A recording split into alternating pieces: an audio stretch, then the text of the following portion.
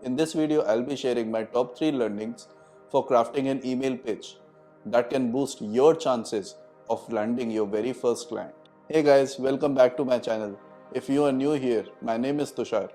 I spent the last 4 years doing fashion and street photography and 12 years working with different businesses in software.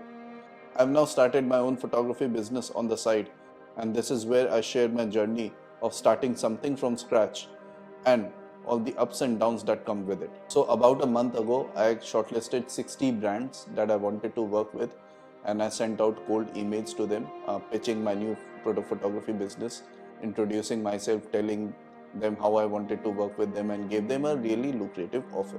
Also, I thought I did, because in the end, despite of all my optimism, I got 5 responses out of those 60 emails. Out of those 5 responses, 3 of them said yes, that they want to work with me. 2 of them have since ghosted me, and so I only have one brand that is actually working with me right now on a project or further product. Alexa, what percentage is 1 of 60? 1.667% of 60.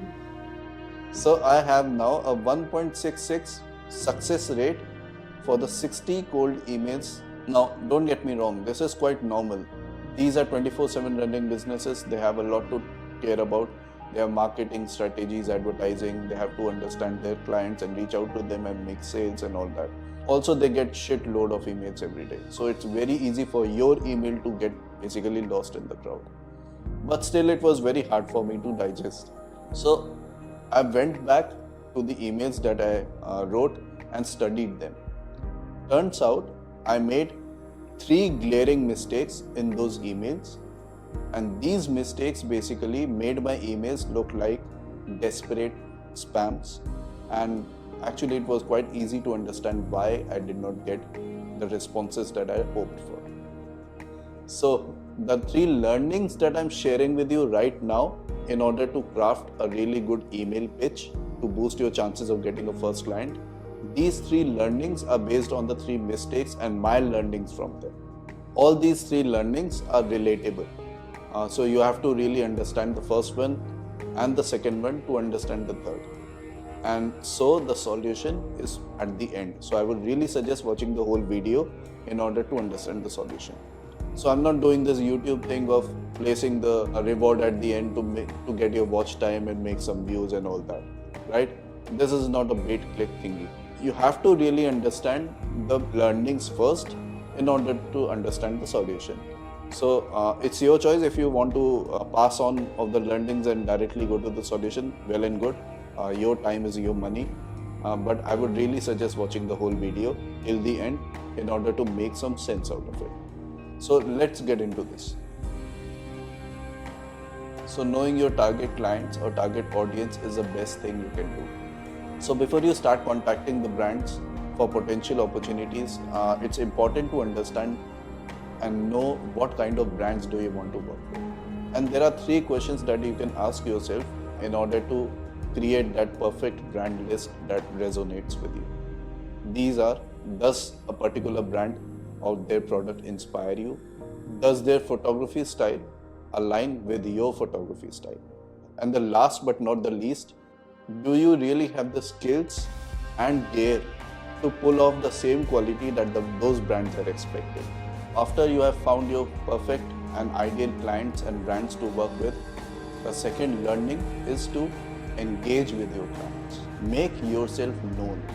So if you as an individual only want to buy things from a familiar brand or face, how do you expect customers to give you opportunity if they are not familiar with you? Out of those 60 brands that I sent cold emails to, I hardly engaged with 5 on the personal level. How were they supposed to give me opportunity when they didn't know? And now I think about it, I only interacted with 5 brands out of those 60, and I got 5 responses, right? So it made so much sense in the end.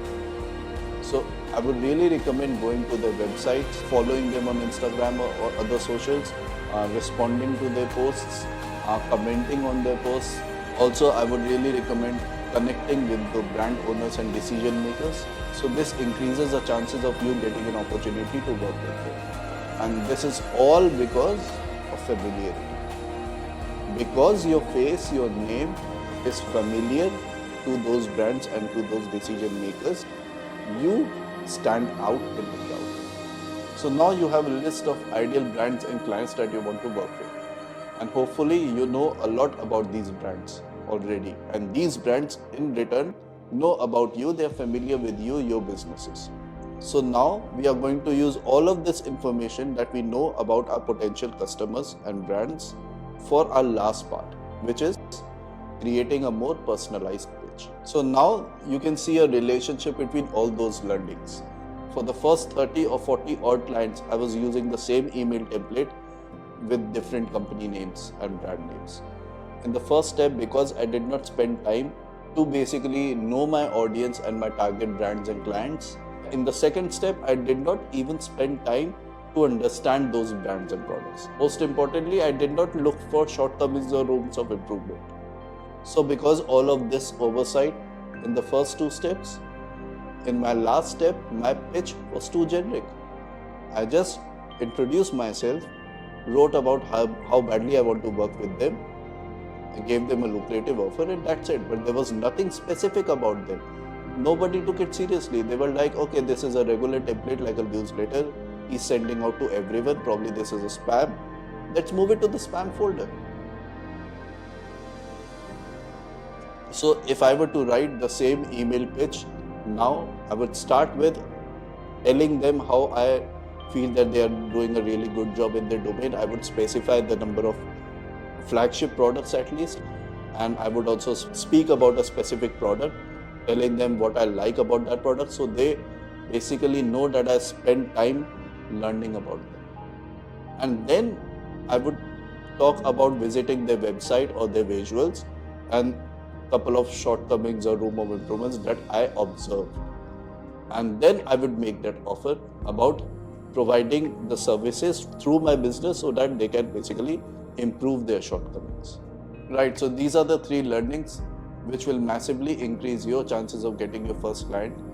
Remember, it's all about finding the ideal brands that you want to work with, engaging with those brands, and sending them a personalized pitch so that they feel comfortable working with you. Alright guys, so this is all for today. I hope you enjoyed the video. I hope that you get a success rate of more than 1.666%. Also, I would love to hear from you and about your experience writing pitches. So write in the comments below and let's have a discussion. Till then, have a great day wherever you are. See you until next time. Bye.